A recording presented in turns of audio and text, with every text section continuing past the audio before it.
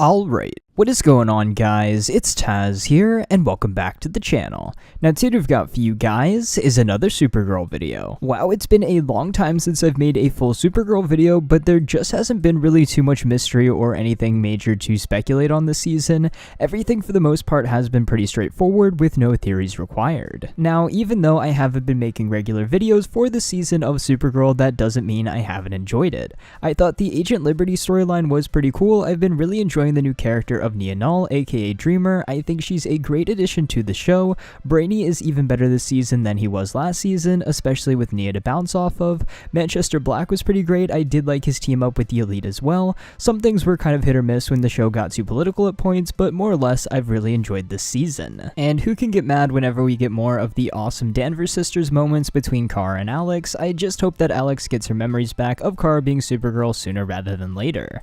Anyway, one of the big parts of the season that we were teased to going all the way back to the finale for season 3 was of course the Red Daughter storyline. This is the version of Kara that was split off after the whole Haranel time travel craziness at the end of last season, which resulted in another Kara completely separate from what we see week to week. Earlier in the season we did get a couple of random small scenes with the Red Daughter Supergirl training in Russia for something, but that was basically the extent of the Red Daughter storyline throughout the season, at least until now. After our most recent episode, which was one of my favorites of the entire season, we saw the introduction of Lex Luthor to the show, giving us some great interaction between him and Lena, and I ended up really liking this portrayal of the character, and I thought John Cryer did a pretty awesome job in the role. He was definitely menacing, yet he still had sort of a relatable side to him. You knew he was still evil, but you kind of wanted to root for him at the same time. That's really how I like my versions of the Lex Luthor character. But throughout the episode, he manipulated events so that Lena would make her Haranel cure-all serum to test on James, who had been shot, in order to see if it was a plausible cure for his kryptonite poisoning. We also had the introduction of James's sister in this episode, and if you guys were unaware, she has already been promoted to a series regular for season 5, so it will be interesting to see how she fits in moving on. Another big part of the episode was of course the Manchester Black side story, and possibly his final appearance of the season, at least alive, because he did end up getting dusted by Jean with that crazy Martian staff at the end of the episode. His death did kind of come out of nowhere for me, but I did really enjoy his character this season, and that rivalry between him and Jean was pretty great too.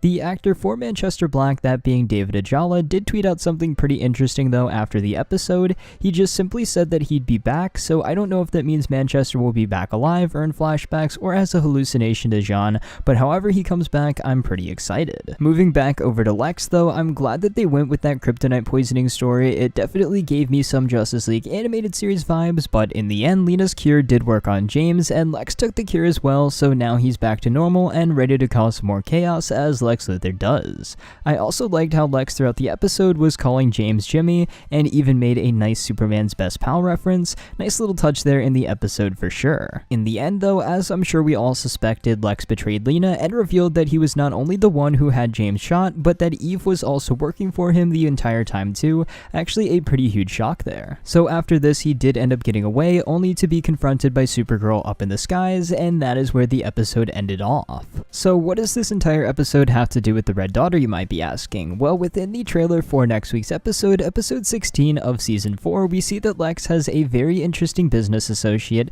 that being the Red Daughter Supergirl. So it would appear as if Lex has been orchestrating the whole Red Daughter training this entire time, and everything going on with her this season has been tied back to him. So maybe this means that Lex has actually been training the Red Daughter to take on Supergirl herself and eliminate the perceived Kryptonian threat. We were teased a little while back that the Red Daughter storyline would ramp back up closer to the end of the season, and I didn't really expect her to be tied back to Lex, but I have to say I'm pretty excited for it. If you guys do go back to some of my old videos that I made after last season, you could tell that the Red Daughter story was what I was the most excited for this season, so I'm glad that it's finally coming back around and taking center stage. Within the trailer for next week's episode, we do also get a very quick little glimpse of her suit, which looks really comic accurate, but I do wonder if it is just a repurposed version of the Overgirl suit or a completely new design. But I guess we will just have to wait and see in the episode when we do see it all in action. For now though, it just looks like a nice gray, black, and red version of the traditional Supergirl suit that traded out the House of Elcrest for a hammer and sickle and added a pretty cool collar,